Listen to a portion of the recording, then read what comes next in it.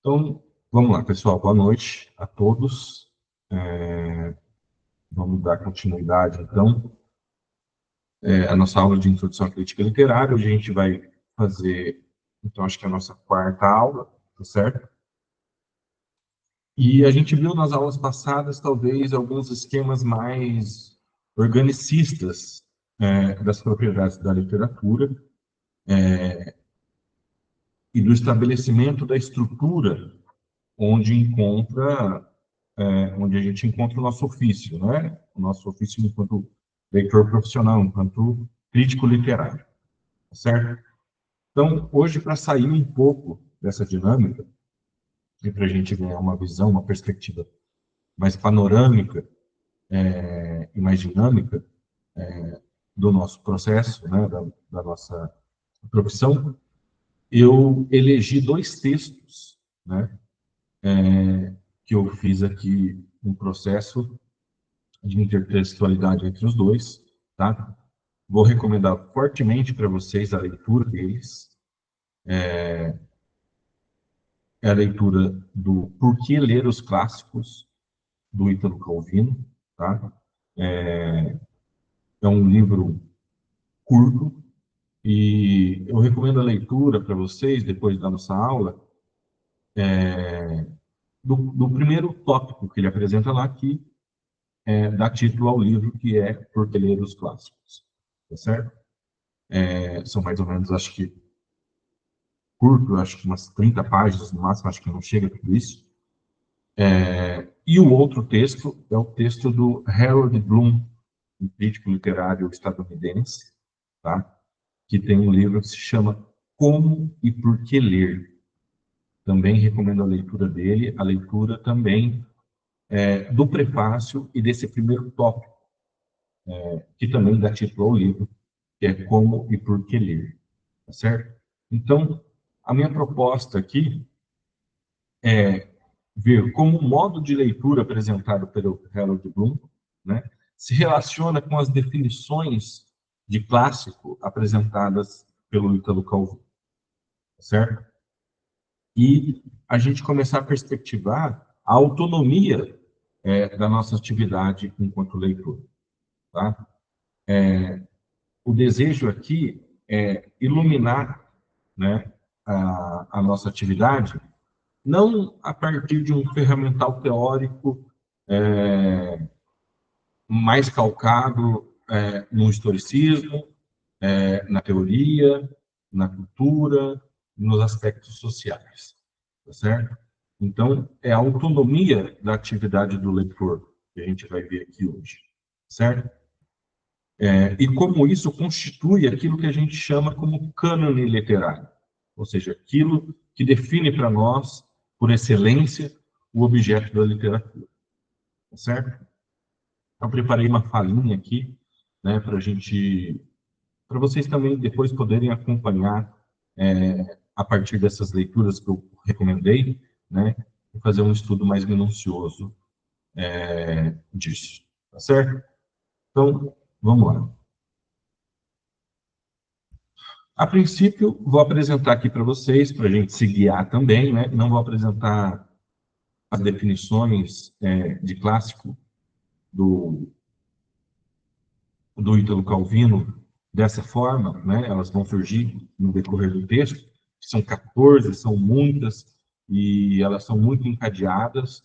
Então, eu vou ficar com os princípios de leitura do Harold Bloom, que eles conseguem se fazer de uma maneira mais distinta e talvez seja mais possível de perceber elas. Tá? Então, vai ser a partir delas que a gente pode se guiar dentro da aula, certo? Então, os princípios que a gente vai ver é livrar a mente da presunção, não tentar melhorar o caráter do vizinho nem da vizinhança através do que lemos ou de como fazemos. O estudioso é uma vela acesa pelo afeto e pelo gosto de toda a humanidade.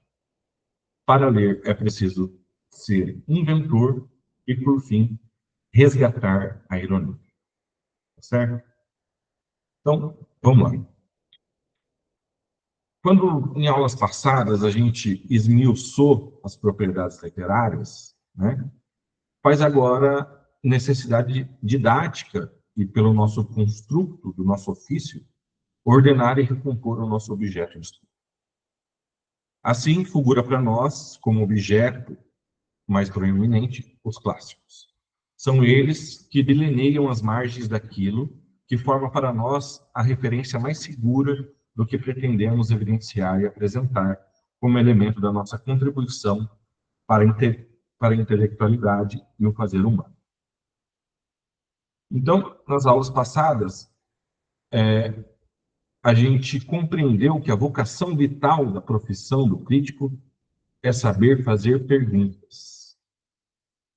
Para inserir com mais contundência essa motivação, tanto como partida, né, a noção do Harold Bloom e do Wolfgang Kaiser, trazendo o prazer da leitura e o entusiasmo como esses mecanismos motivadores e propulsores do que aventamos ser a nossa profissão, certo? Então, a pretensa ciência da literatura, às vezes, nos coage a encarar que o entusiasmo e o prazer da leitura são qualidades de uma leitura contemplativa e amadora, e que a leitura crítica seria advinda de um processo analítico, agarrado a uma teoria com mais propósito e objetividade. Isso também implica que a leitura que consagra os clássicos, e a formação do cânone está diretamente relacionada a um pensamento capaz de sistematizar valores e conjunturas muitas vezes externos à relação imediata da leitura, fugindo muito da prática da leitura, essencialmente solitária e egóica. Essa falinha que eu redigi aqui, só para a gente não se perder, então, ela define coisas que a gente viu. A gente viu alguns aspectos da postura da leitura crítica que arregimenta para nós uma porção de ferramentas analíticas, né? E de como isso opera dentro da leitura literária, tá certo? Mas essas características são, por muitas vezes, externas ao próprio ato da leitura, né? Ao ato da experiência estética do texto literário, tá certo? Então, por vezes, a gente vai colocar dentro do texto aspectos culturais, sociais, históricos, que claramente, evidentemente, atravessam nós, como leitor, e o texto, tá certo? Mas que acabam nos afastando, né, dessa percepção estética imediata com aquele objeto, tá certo? Então, o Harold Bloom vai definir que, a princípio, é preciso ler por prazer. Segundo, esse prazer é solitário, tá certo? A outra definição do Kaiser, Wolfgang Kaiser, é do entusiasmo, ou seja, é preciso que a gente encare a leitura com uma certa noção, um certo sentimento, né, de ânimo, de entusiasmo, certo? O que, a princípio, pode conferir para a gente uma não profissionalização da leitura, né? Uma leitura mais amadora, né? Ler por prazer seria uma leitura mais amadora, ler por entusiasmo seria uma leitura mais despretensiosa, né? Sem uma intenção mais objetiva, tá certo? Mas a gente vai ver, a partir de agora, que não, tá certo? Que esses aspectos moldam a maneira como o leitor crítico deve fazer a sua leitura, né? E por que elas são tão fecundas naquele princípio que a gente viu, que a gente deixou em aberto na aula passada, que é a capacidade de formular questões para o texto. tá certo? Então, com base nesses dois aspectos, a leitura e o cânone, né, podemos iluminar essas duas instâncias e como elas se articulam e se retroalimentam para a construção e a consolidação da prática crítica. Assim veremos como o modo de ler se espraia no cânone e como o cânone arregimenta os modos de ler. Antes de entrarmos nos princípios da leitura do Herrick Bloom, penetremos num passo antes, né, da sua ideia, que, como ele mesmo nos alerta, não está associado de como ler, que é a questão do porquê ler, né? Um dos atrativos do porquê ler nasce, como disse, do prazer e do entusiasmo. Essas duas forças repelem de imediato a teorização.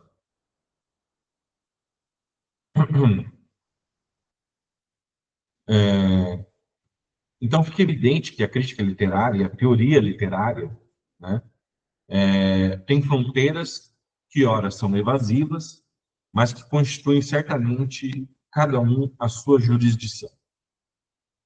Então, o entusiasmo e o prazer são de cunho pessoal, não servem para propósitos alheios.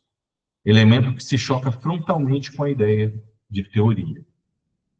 Com a teoria afastada, afastamos também o intuito de contradizer ou refutar, acreditar ou concordar. Não há exatamente um preceito que devemos subordinar à experiência da leitura. Devemos ler para refletir e avaliar. Sendo, então, a leitura de ordem íntima e individual, né, a gente não deve subordinar essa experiência, né, a esses preceitos que conformam ou não conformam com ordens estabelecidas. Mas elas devem servir, então, para refletir e avaliar. Tá? O quê? O próprio texto, nós mesmos, a cultura, o meio, o cânone, a obra, tá certo? Então, essa talvez seja a melhor fórmula para se chegar ao fenômeno criativo da literatura. Pois os melhores livros levam-nos à convicção de que a natureza que escreveu é a mesma que lê. Então, quando a gente estava vendo nas aulas passadas como encarar o fenômeno da criação literária, né, e vimos que o autor, então, se identifica com um certo acontecimento, dentro desse acontecimento há coisas, né, e a gente vai, de uma certa forma, à procura dessa gênese que elaborou, né, que permitiu a criação literária como uma forma de recompor esse fenômeno, tá certo? Então, a gente vê que, com a forma do afastamento da teoria, talvez seja a forma mais possível, né, de fazer esse remonte, tá certo? Porque aí a gente não tem mais esses preceitos para seguir e podemos encarar a natureza que escreveu da mesma forma da natureza de quem lê ou da leitura, tá certo? Então, não se deve ir a uma leitura como quem vai fazer um exame geral. A obra deve vir a um encontro de nossos interesses pessoais para fortalecer o ego, para tomar a ciência dos autênticos interesses do ego. Trata-se de um crescimento que nos proporciona prazer e talvez por isso os valores estéticos sejam sempre depreciados por moralistas. Essa é uma frase do Bloom, então. Quer dizer, que quanto mais o contato imediato, né, quanto mais a experiência estética for autêntica, mais a gente vai ter reforçando o nosso ego, né, a nossa individualidade, e por isso, construindo também uma sensibilidade maior, tá certo? Para ter essa experiência. Aqui, o que ele vai chamar de moralistas, né, essa moral,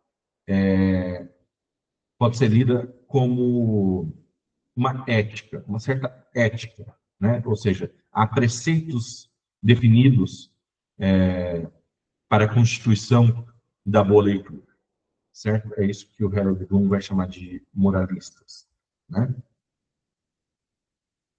Então, o prazer está imediatamente ligado à percepção estética.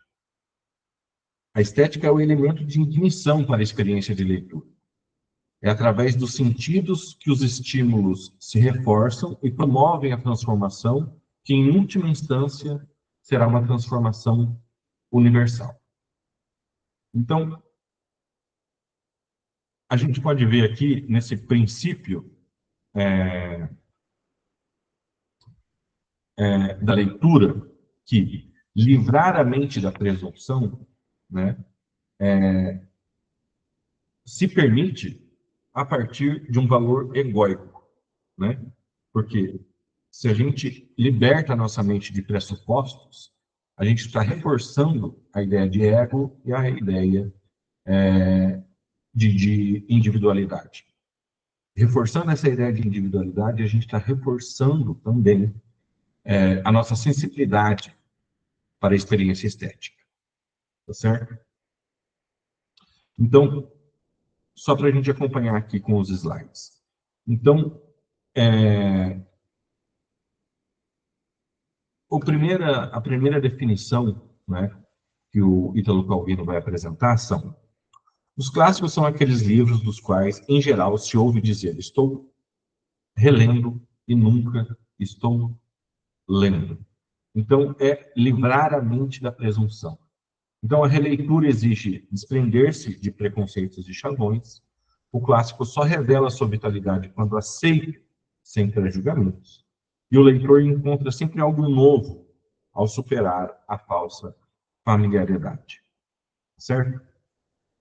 Então, intermediar a leitura com expectativas ideológicas é deixar-se enganar cognitiva e esteticamente. Ou seja, não livrar a mente da presunção, de pressupostos, né, pode ser um engano, tanto cognitivamente quanto esteticamente, ou seja, tanto para a compreensão quanto para a sensibilidade que a obra nos convida, certo? A ideologia que nos atravessa incontornavelmente se revelará fora do contato direto da leitura. Por isso, o primeiro princípio postulado por Bloom é livrar a mente da presunção. Tá? Então, desculpa, pessoal, só um minutinho aqui.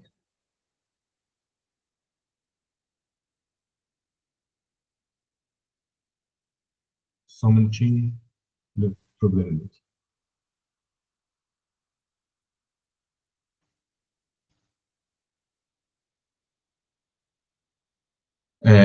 Tá, continuando, desculpa, pessoal. Então, livrar a mente da presunção possibilita essa aproximação mais estética com a obra, né? E encontra ressonância, então, com a definição de clássico aqui do Ítalo Calvino, né? Ou seja, quando a gente relê uma obra, parece que a gente está lendo ela pela primeira vez, tá certo? O clássico exige esse tipo de leitura, certo?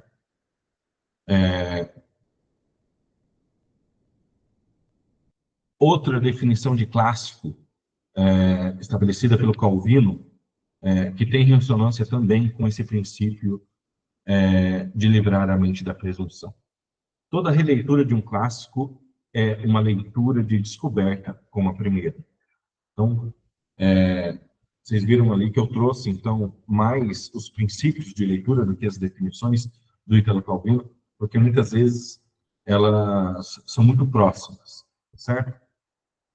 Então, esse princípio nos adverte que há uma saturação no cientificismo e nos caminhos percorridos com positividade para novas leituras. Ou seja, aquilo que tenta se enquadrar dentro de uma ordem, aquilo que pressupõe uma certa objetividade de leitura, tá certo?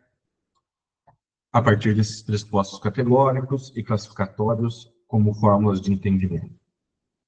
Então, isso entra em acordo com a definição de Calvino de que os clássicos parecem se renovar a cada leitura.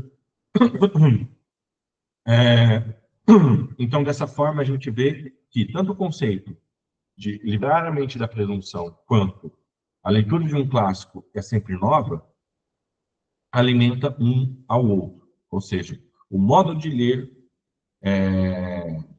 condiciona a nossa formação do cânone, ou seja, daqueles livros que a gente consagra como elementos por excelência, objetos por excelência da literatura, e esses textos exigem uma leitura com plenitude, em ressonância com os princípios definidos aqui do modo de ler do Harold Bloom.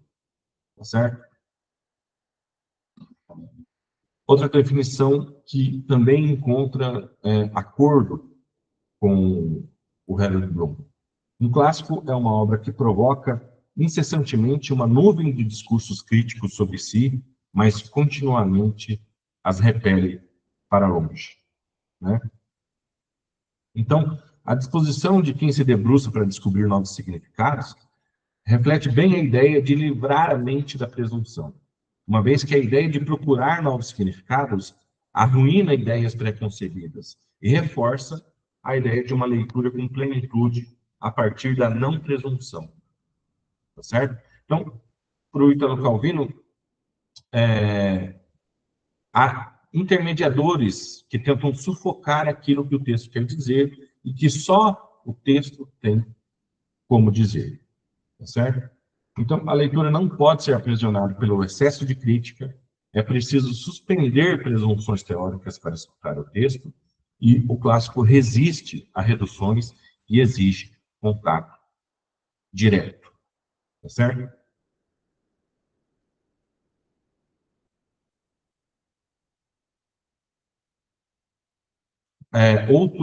Outra definição de clássico do Ítalo Calvino, que pressupõe o mesmo princípio da presunção. Os clássicos são livros que, quando mais pensamos conhecer por ouvir dizer, quando livros, de fato, mais se revelam novos, inesperados e inéditos, né? Reforça essa ideia de que a gente precisa desse contato imediato, sem intermediadores, para poder fazer subir à superfície esses novos significados. Tá certo? É clássico aquilo que tende a relegar as atualidades à posição de barulho de fundo, mas ao mesmo tempo não pode prescindir desse barulho, né? É aquilo que a gente estava falando sobre as questões histórico-culturais e sociais que atravessam tanto a obra quanto o leitor, tá certo? A capacidade do clássico de mobilizar esses conceitos, tá? Não de segui-los, né? É o que faz com que a nossa mente precise refutar a presunção, tá certo? Então, a gente é atravessado por essas ideologias, mas precisa afastá-las, né, para poder permitir que o texto diga o que tem para dizer, né? Então, a gente acaba elencando ferramentais teóricos, né, que fazem de tudo para acreditarmos que só eles podem nos revelar o que o texto diz. A capacidade de um clássico de rasgar o tempo, né, só evidencia a necessidade da não presunção, uma vez que ele diz que não é uma vez que o que ele diz não é uma novidade.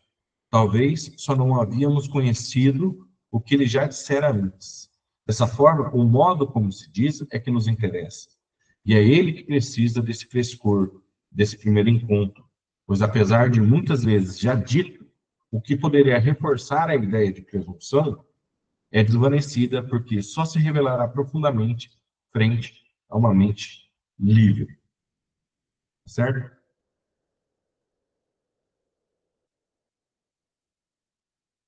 Agora a gente vai, então, para o segundo princípio do Harold Bloom, que é não tentar melhorar o caráter do vizinho. O que ele quer dizer com isso?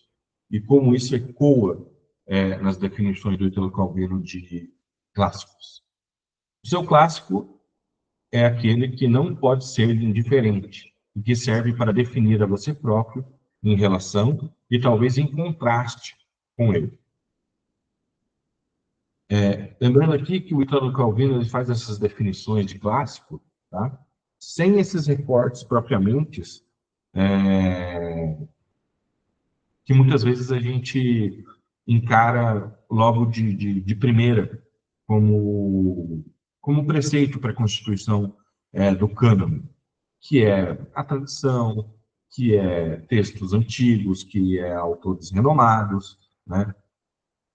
E é por isso que ele conversa tão bem com os princípios de leitura do Harold Bloom, porque ele não define esses clássicos a partir dessa estrutura, mas ele deixa aberto as possibilidades de incrementação, inclusive, do cânone, ou seja, de formulação do cânone, e deixa também essa alusão um pouco evasiva de os clássicos, né? Ou seja, não é uma lista fechada, não são autores já pré-definidos, tá certo?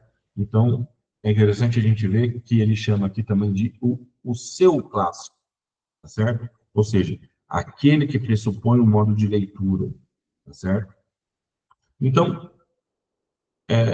como não tentar melhorar o caráter do vizinho? Por que a gente não pode ter isso como ideal de leitura para o Harold Bloom, né? Por que a leitura crítica ela não pode ser subveniente, né? Ou seja, estar em função de uma corroboração social, uma benfeitoria comunitária ou coletiva, tá? Então, a importância de se ter uma relação pessoal com o texto evita que nos apressemos para apresentar nossas impressões e deixemos-las cair na comunicação ordinária do historicismo e de categorizações. Até que possamos decantar a leitura, essa relação deve se manter íntima, pois ela florescerá no seu autoaperfeiçoamento para conseguir dizer o que tem para dizer, né?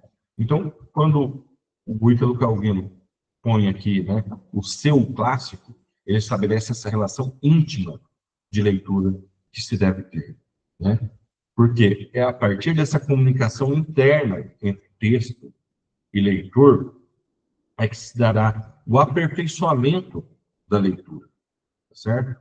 E é preciso tempo para haver esse aperfeiçoamento. E esse aperfeiçoamento é individual, é egóico, como a gente já viu, né? Porque o prazer permite esse tipo de aperfeiçoamento, tá certo? Então, é por isso que ele não tem comunicação com o vizinho, com a vizinhança ou com a coletividade de imediato, tá certo? O ato da leitura, né, enquanto ainda nessa relação privada, ou seja, que ainda está sedimentando o entendimento, tá? Não estou falando aqui de produzir crítica, que é um outro passo, tá? Estou falando aqui do entendimento da leitura do texto literário, tá? Então, a leitura é pessoal, não um instrumento de moralização do outro. O clássico afeta o leitor em sua singularidade. A relação íntima supera a imposição externa. Outra definição de clássico do Italo Calvino. Os clássicos exercem uma influência particular quando se impõem como inesquecíveis e também quando se ocultam nas dobras da memória. Então, quando a gente internaliza o texto literário, né, e ele acaba sendo para nós uma espécie de totem de indicações sobre a própria existência, sobre a vida, a gente passa a ter, né, esses referenciais internalizados, ou seja, funcionam como a nossa própria percepção da vida, tá certo? E muitas vezes quando eles também se ocultam na memória, ou seja, aquilo que a gente disse do texto clássico, né? Ele parece dizer uma coisa que já foi dita muitas vezes, não parece necessariamente ser uma ideia original, tá certo? Parece que ele já veio, né? Essa ideia já veio embutida dentro da gente, tá certo? E é ali onde se reforça mais ainda a nossa intimidade com o texto, porque ele parece uma ideia nata, né, da gente mesmo, e é a partir dela também que a gente pode reformulá-la. Então, muitas vezes, esses textos permitem que a gente reconheça mecanismos interiores que se revelam a partir da capacidade do texto de perenemente fazer iluminar, as fazer iluminar em um processo que exige tempo, né? Não devemos nos preocupar que o nosso crescimento como leitores seja demasiado autocentrado, pois é assim que os nossos esforços se encaminharão para a coletividade. Tá? Então, é a partir dessa perspectiva de tempo, de perenidade, de decantação daquilo que tanto os torna inesquecíveis, quanto os torna recônditos dentro da memória, é que vai fazer com que a gente possa depois evocá-los com mais naturalidade. Outra definição de clássico ainda sobre esse aspecto de não tentar melhorar o caráter do vizinho. Clássicos são riquezas para quem os tenha lido e amado, mas constituem riqueza não menor para quem se reserva a sorte de lê-los pela primeira vez. Então, essa ideia do clássico como uma riqueza, tanto para quem vai reconstruí-lo como quem lê ele pela primeira vez, dá esse ar de novidade, né? Não do assunto, mas de novidade enquanto contato com o texto, o que permite uma relação de maior intimidade, ou seja, singulariza a experiência, tá certo? E isso faz com que a gente, ou que não seja necessário, ou que não seja recomendado, né, essa tentativa de melhorar o caráter do próximo, tá certo? Então, o valor do clássico é universal, mas exige uma experiência individual. Cada leitor tem seu momento de encontro, né? E a leitura não é norma coletiva, mas fortuna pessoal, tá? Então, uma vez que a gente tem internalizado esse processo de experiência, aí então a gente tem a possibilidade de estender eles, tá? Então, é isso que vai nos dizer, então, a próxima definição de clássico aqui, que é: os clássicos chegam até nós trazendo as marcas das leituras que precedem a nossa e atrás de si os traços que deixaram na cultura. Isso em correspondência com o princípio da leitura do Harold Bloom de que o estudioso é uma vela acesa pelo afeto e pelo gosto da humanidade. Tá? Então, o clássico, ele carrega com si a luz de leituras passadas. Cada leitura é uma vela que transmite essa chama cultural, e a leitura é sempre comunitária e histórica. Tá? Mas a leitura não era individual, a leitura era individual nesse processo. Tá? E isso é uma decorrência desse processo. Tá certo? Então, a ideia de ser luz para a humanidade conforta-se na propriedade transitiva dos clássicos no tempo. Ou seja, se uma luz que se ilumina é uma chama que permanece acesa, isso vai de encontro com a ideia de que os clássicos furam o tempo, né? Ou seja, de que eles se arrastam no tempo. Então, a cultura é um elemento que vive de uma ambivalência. Ora, ela nos arregimenta e, ao mesmo tempo, é por nós constituída. Tá certo? Então, isso encontra nos clássicos a alimentação necessária para essas duas valências, pois o clássico não teria razão de existir se não fosse pela cultura permitida e, ao mesmo tempo, é pelo clássico constituído.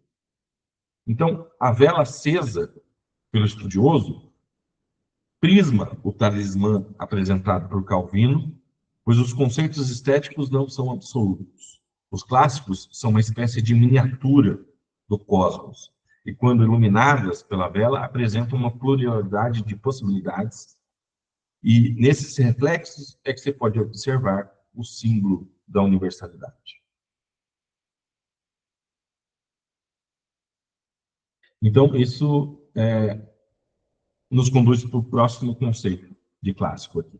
Um clássico é um livro que vem antes de outros clássicos, mas quem leu antes de outros e depois lê aquele, reconhece o seu lugar na genealogia, né? Então, essa transmissão dessa vela acesa do estudioso é que permite com que a gente leia um texto clássico e reconheça o pertencimento dele dentro dessa categorização. Certo? Então, o clássico ilumina a tradição ao criar genealogias, ou seja, aquilo que a gente falou da cultura, né? O clássico é derivado da cultura e, ao mesmo tempo, a constitui. O leitor reconhece a posição de cada obra no todo, né? Ou seja, a partir daí que a gente vê um clássico que está disposto dentro desses preceitos de leitura, a gente o reconhece, né? E a luz da vela é a continuidade da cultura literária, né? Então, isso que eu falei aqui sobre o talismã, seja uma das definições de clássico que o Ítalo Calvino apresenta, acho que a gente vai ver logo mais à frente ela, mas ela também cabe aqui nesse preceito de leitura, certo? Como um talismã, né? Ou seja, ela é uma pedra fundamental, ou seja, uma pedra que reluz e tem várias possibilidades de leitura e interpretação, tá certo? E essa luz que se ilumina, né, a partir da leitura, desse leitor dedicado, né, pode incidir sobre esse talismã, né, um prisma de leituras de várias possibilidades, tá? E o reflexo que sai dele, a gente pode assumir essa analogia, tá? É símbolo da universalidade, ou seja, a minha individualidade, né, que foi acendida essa vela a partir do gosto pela humanidade, quando encontra um clássico, ou seja, encontra o seu talismã, né, a luz que dali se projeta, tá, é símbolo de universalidade, ou seja, representa toda essa cultura, certo?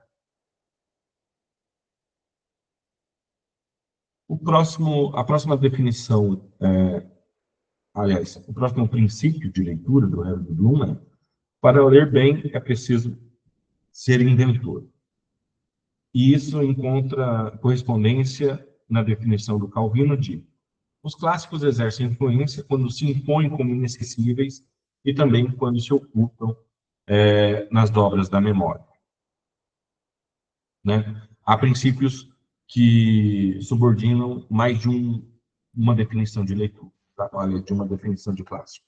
Então, para carregar essa chama acesa é preciso ser um inventor, né? O quarto princípio definido aqui pelo Bloom.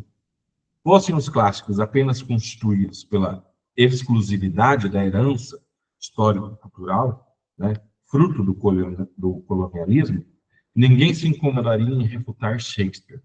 No entanto, Shakespeare não é uma conspiração da cultura ocidental, mas sim fruto de leituras criativas que buscam sedimentar em sua obra o encerramento de muitos gestos de humanização.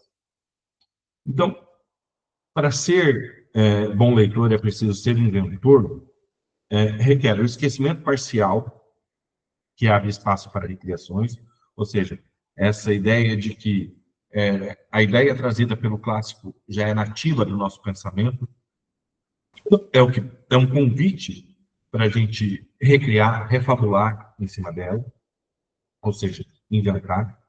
A influência inconsciente exige invenção do leitor, né? É esse mesmo processo, ou seja, a gente não sabe de onde vem essa influência e a gente se permite ser dono dela e por isso inventor.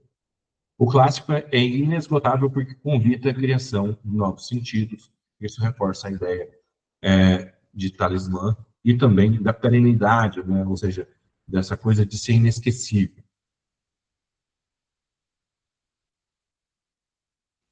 O seu clássico aqui também encontra reverberação na ideia de ser um leitor-inventor, né? Porque há uma relação pessoal com o clássico que exige a invenção. O leitor recria sua identidade a partir do diálogo com a obra. O clássico é espaço de autodefinição e de reinvenção. Tá? Então, ver o clássico como uma ideia já dita e muitas vezes repetida propicia para que ele se esconda nos espaços da memória e, uma vez lá naturalizado, nos convite à invenção, né? Dada como ideia nativa, se possibilita frente à autocomunicação da leitura, né? Ou seja, quando a leitura exige de nós um repertório de nós mesmos, né? Para que a gente possa contradizer essa obra e, enfim, inventar ela, reinventar ela, certo? E, por fim, a gente vai ter, então, a definição de leitura, aliás, o princípio de leitura como resgate da ironia. Tá? Um clássico é uma obra que provoca incessantemente uma nuvem de discursos críticos sobre si, mas que continuamente as repele para longe. Então, a ideia da ironia aqui, tá? Não é ela como uma figura de linguagem, necessariamente, mas a ideia de um espírito irônico. Tá? O que quer dizer esse espírito irônico? É a possibilidade de ambivalência, né? Ou seja, de pluralidade de sentidos, tá certo? Então, o clássico resiste a essas interpretações unívocas, ou seja, que pretendem extrair dela um único sentido. A ironia preserva a abertura infinita, ou seja, a possibilidade de novas e novas releituras.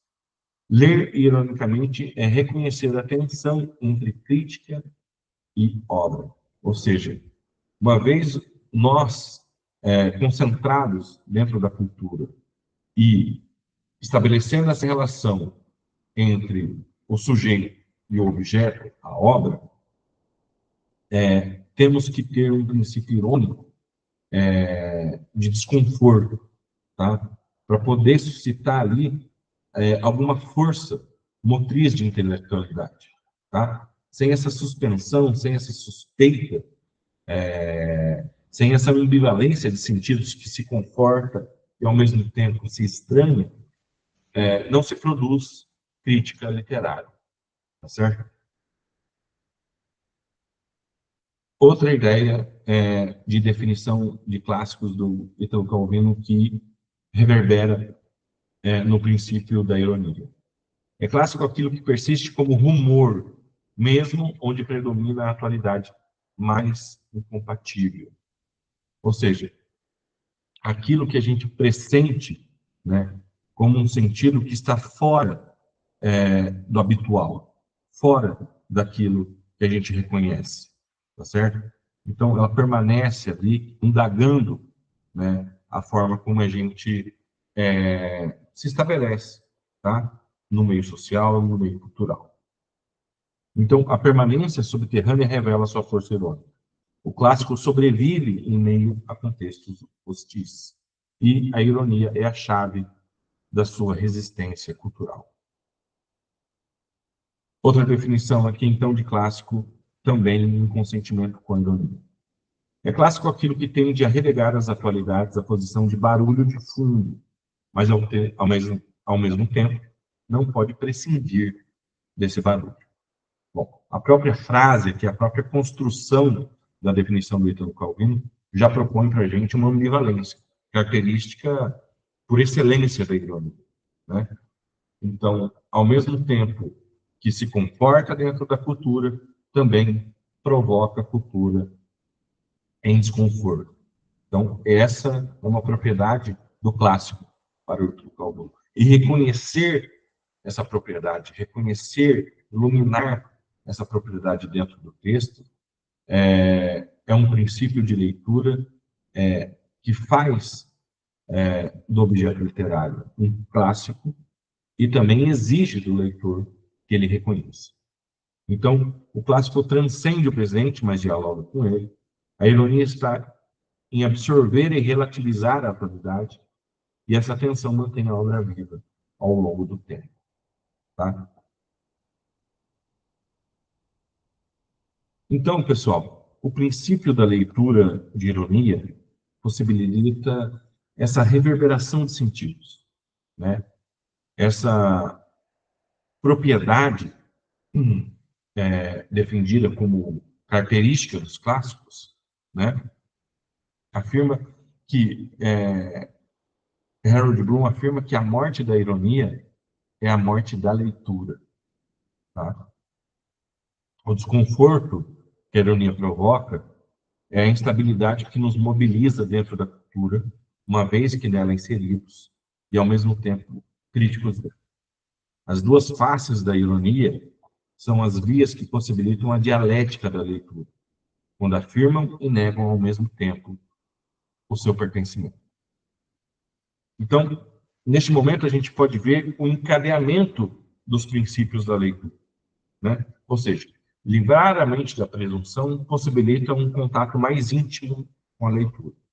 A intimidade é essa que deve se manter restrita.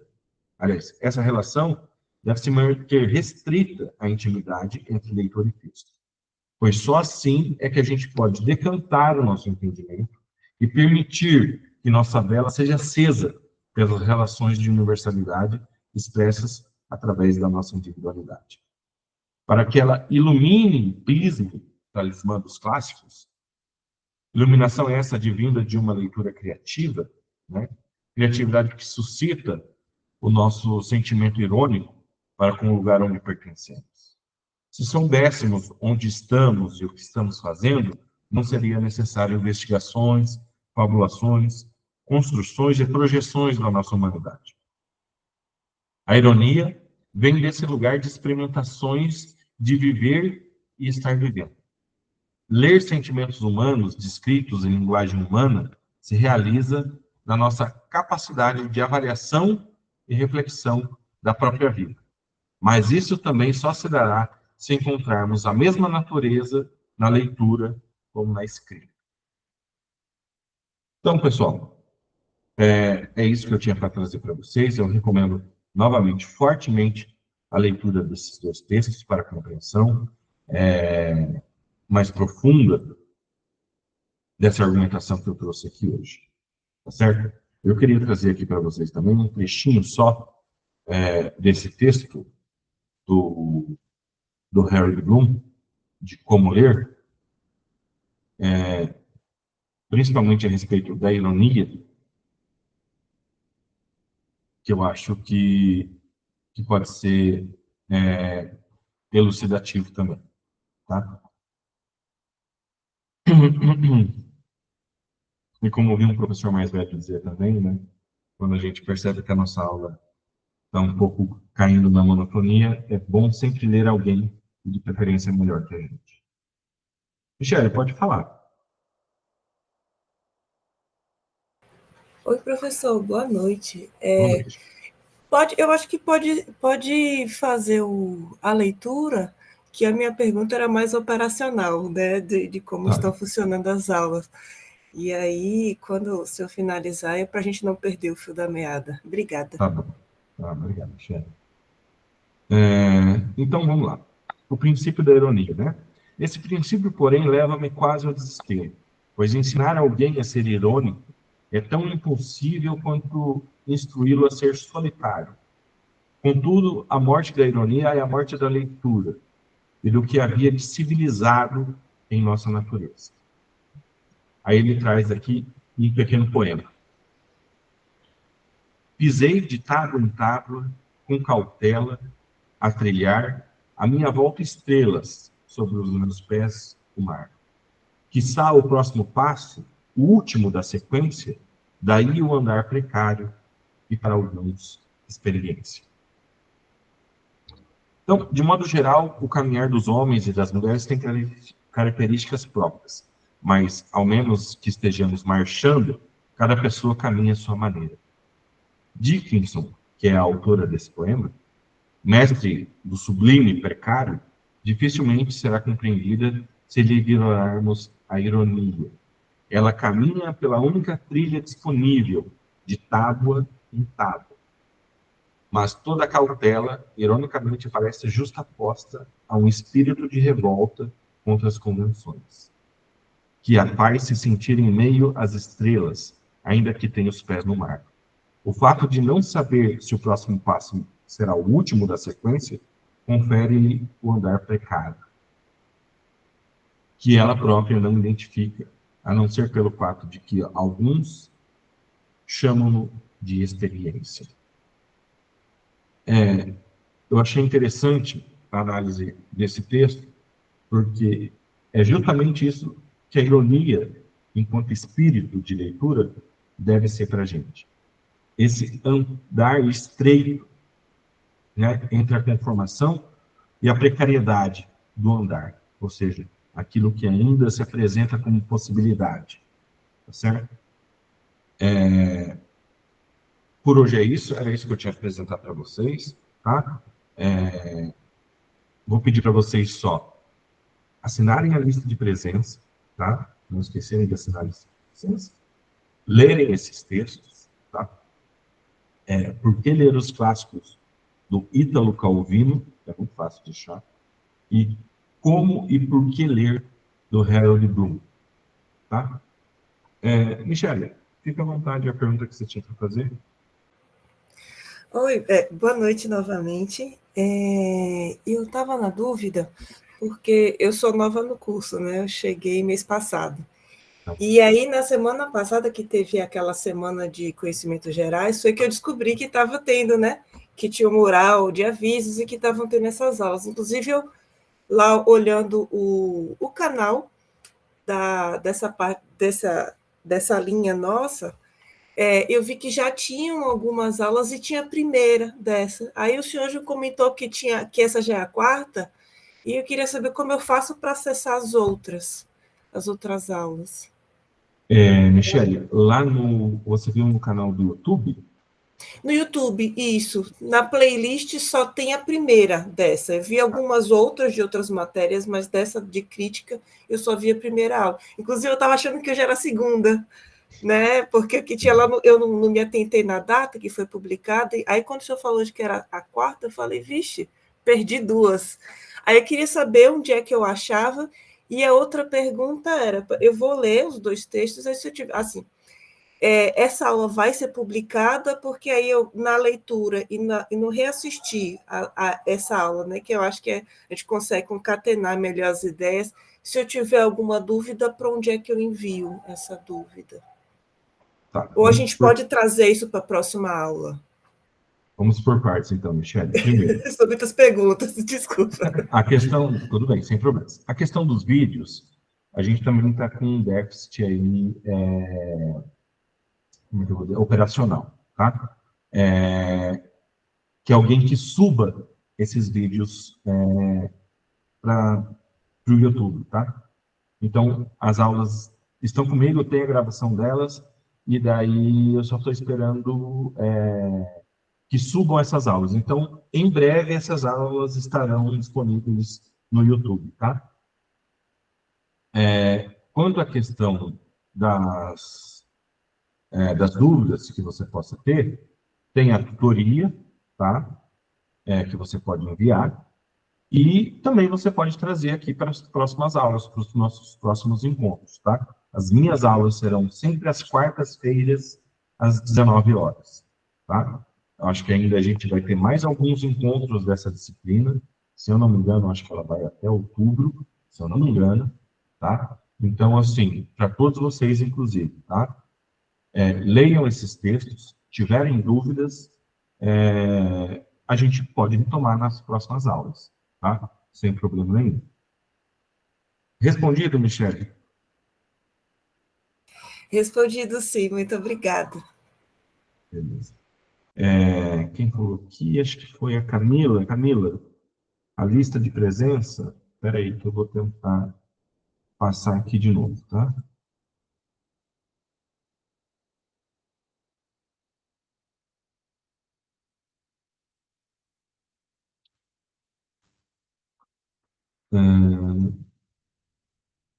Tá aí, Camila, acho que eu já enviei o link aqui, tá no chat, tá? Bom, pessoal, era isso.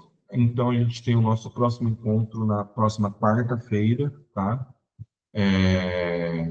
Dando continuidade, então, a essa nossa disciplina e introdução à crítica literária. Beleza? Obrigado pela participação de todo mundo e a gente se vê na próxima. Tchau, tchau.